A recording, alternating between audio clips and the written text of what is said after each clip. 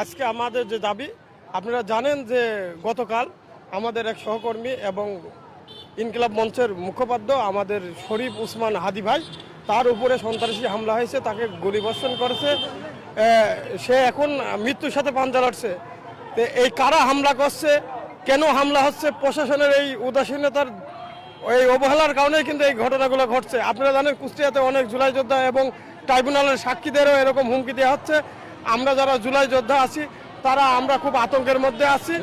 যদি আমাদের নিরাপত্তা না দিতে পারে প্রশাসন কে পদত্যাগ করতে হবে এবং আমরা রাস্তা বন্ধ করে দেবো। আমাদের একটাই কথা, আমরা এখানে দাঁড়াইছি যে আমাদের একজন এই জুলাই গণ অভ্যুত্থানের আমাদের রাজপথের আন্দোলনের সামনের সারি আমাদের সহযোদ্ধা উসমান হাদি ভাইয়ের উপর আজ ন্যাক্কারজনক যে হামলা, এই হামলার তীব্র কাপুরুষে এই হামলার তীব্র প্রতিবাদ এবং নিন্দা জানাই। সেই সাথে প্রশাসনকে উদ্দেশ্য করে সরকারকে আমরা বলতে চাই যে জুলাই যোদ্ধারা কিন্তু এখনো ঘুমায় যায় নাই।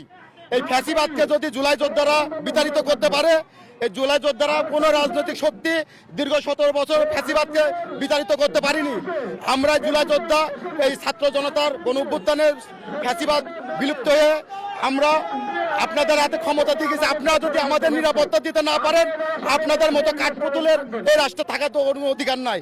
আপনারা চলে যান, আমাদের নিরাপত্তা আমরা নিতে প্রস্তুত, আমরা পারবো ইনশাল্লাহ।